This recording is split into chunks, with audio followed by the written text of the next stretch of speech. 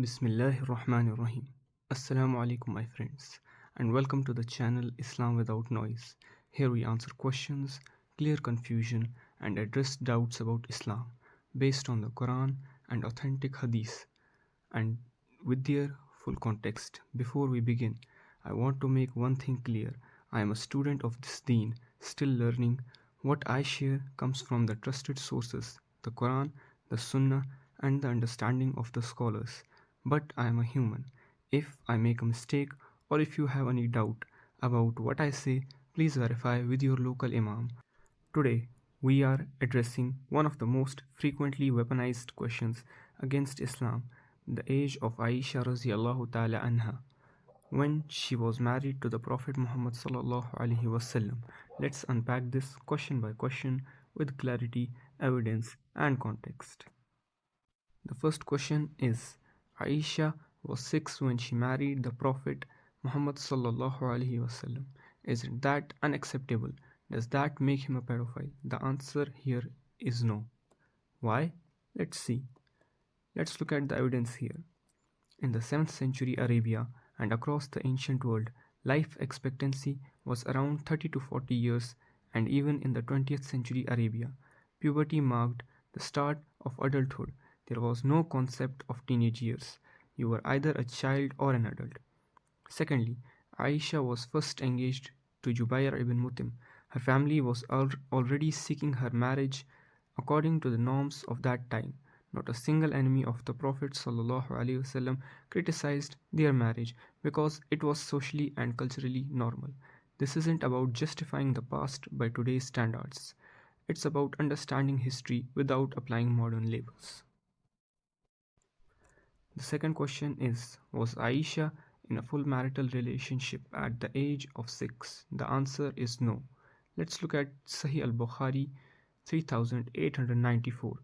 Aisha herself says, the Prophet ﷺ engaged me when I was 6 years old. They waited until she reached physical and emotional maturity around age 9, after puberty, before the marriage was consummated. In Islam, consummating the marriage before puberty is forbidden. The waiting period was for her well-being, not an exception, but the Islamic norm. The third question is, was Aisha forced? Did the Prophet Muhammad ﷺ pressure her? The answer, not at all. Let's look at Quran 4:19. It says that it is forbidden to inherit women, or not permissible to inherit women against their will. And here in Sunan Abi Dawud 2578, we can see this playful competition between the Prophet Muhammad ﷺ and Aisha. This doesn't seem like something traumatic, and in 7th century Arabia, custom marriages were arranged by guardians, but Islam embedded consent into the process. Aisha's guardian was her father Abu Bakr, one of the most righteous companions even then. Islam gave her a right later known as Khair al-Bulugh, the option to annul the marriage upon reaching puberty if she wished. Just like Umar ibn al-Khattab here says, and the Prophet Muhammad ﷺ did when someone was married without their consent. Aisha radiallahu ta'ala anha, she didn't annul their marriage and stayed. She chose to stay and later became the most knowledgeable female scholar of Islam, teaching men and women for decades. Does that sound like a forced dramatic union? The fourth question is, so does Islam allow child marriage? Let's see what the Quran says. In Surah An-Nisa verse 6, Allah mentions, test the orphans until they reach the age of marriage. If you find sound judgment in them, release their wealth to them. Classical scholars understood age of marriage as physical and mental maturity, readiness in body, mind, and circumstances. Islam sets a minimum based on puberty, but it prioritizes well-being, justice, and social welfare. That's why today almost all Muslim majority countries set the legal marriage age at 18, because times have changed and Islam accommodates what is best for society. This was a timely ruling for its era, not a universal command for all times. The fifth question is early marriage unique to Islam? The answer is not at all. This was the global norm in pre-modern societies. In biblical traditions, Mary, mother of Jesus, was around 15 to 16 when she conceived. In Hinduism, Sita was 6 when she married Rama. In 19th century America, the age of consent in Delaware was 7.